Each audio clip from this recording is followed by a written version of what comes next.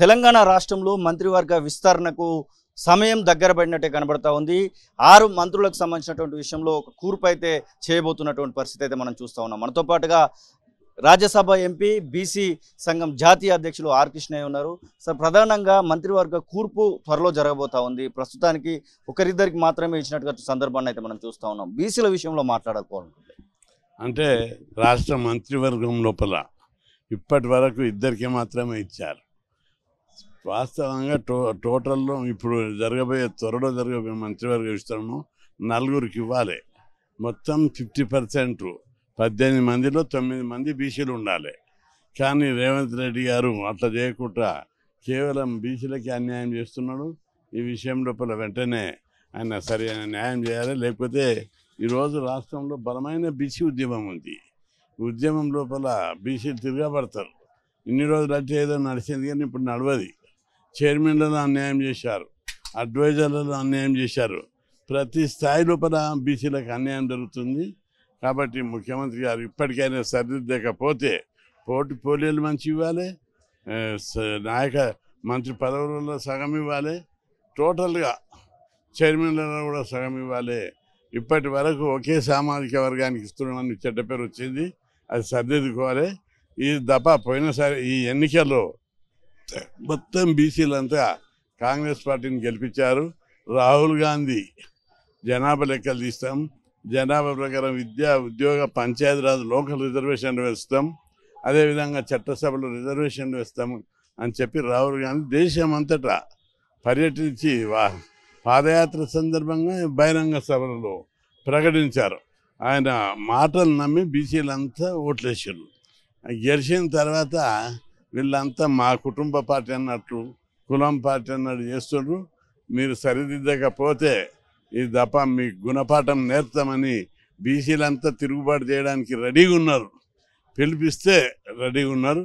ముఖ్యమంత్రి గారు ఇంతవరకు చేసిన ప్రాసెస్ చూస్తుంటే బీసీల్లో చాలా డౌట్స్ ఉన్నాయి. మంత్రివర్గంలో ఇస్తారా లేదని డౌట్లు ఉన్నాయి. కాబట్టి అవన్నీ చెప్పొద్దు. ఇది ప్రజాస్వామ్యంలో ఎవరికి ఇచ్చేది బిచ్చం కాదు, బీసీలకు ఇచ్చేది హక్కు. ఇది రాజ్యాంగబద్ధమైన హక్కు. వెంటనే సరిదిద్దాలని చెప్పి ఓటర్ ఐడిని ప్రామాణికంగా తీసుకుంటూ ఓటర్ ఐడితోనే జనాభా లెక్క చేయబోతున్నారు అనేటువంటి వార్తలు కూడా వినబడతా ఉన్నాయి. అట్లా ఒప్పుకోము. జనాభా లెక్కలు తీయాలి. జనాభా ప్రకారం రిజర్వేషన్ లోకల్ బాడీ 42% మాట ఇచ్చిండ్రు. 42% పెంచాలి. పెంచే ఎన్నికలు జరపాలి. పెంచకుండా మేము ఎన్నికలు జరుపుతామంటే దేహశుద్ధి జరుగుతుంది. ఊళ్ళల్లా ఒక ఎమ్మెల్యే తిరిగాడు, ఒక మంత్రి తిరిగాడు. బీసీలు అందరూ రెడీ ఉన్నారు యుద్ధాలకు. మీరు ముఖ్యమంత్రులు మీరే, మంత్రులు మీరే, ప్రధానమంత్రులు మీరే, అన్నీ మీ కులాలకే ఇస్తే మా బీసీలకు కనీసం సర్పంచ్ పదవి కూడా ఇవ్వరా అని అడుగుతున్నారు. అందుకే ప్రభుత్వం రెడీ కావాలి. లేకపోతే బీసీలు అందరూ కూడా యుద్ధానికి సిద్ధంగా ఉన్నారు. బీసీలందరికీ కూడా నేను విజ్ఞప్తి చేస్తున్నా. బీసీలకు 76 ఏళ్ళు అన్యాయం జరుగుకుంటూ వస్తుంది.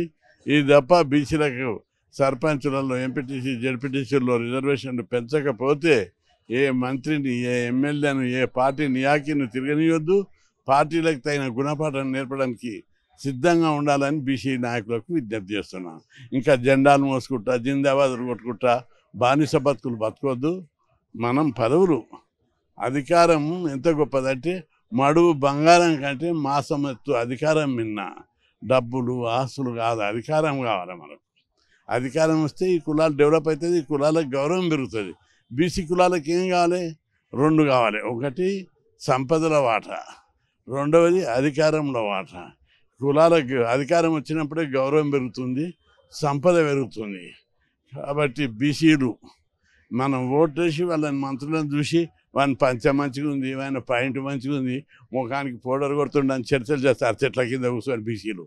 అందుకే బీసీలు అందరూ చదువుకున్నారు. మేము హాస్టల్లో పెట్టించినాం, ఫీజు రియంబర్స్మెంట్ పెట్టించినాం, గురుకులాలు పెట్టించినాం, చదువుకున్నాం, రిజర్వేషన్లు పెట్టిస్తే ఉద్యోగాలు చేస్తున్నారు.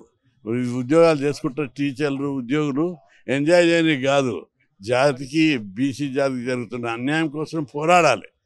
కాబట్టి వెంటనే బీసీ నాయకులు, ఉద్యోగులు అధికారంలో వాటా కోసం పోరాడాలని చెప్పి విజ్ఞప్తి చేస్తున్నారు. అసలైన తొలి వెలుగు. ఫాలో వాట్సాప్ @తొలి వెలుగు official.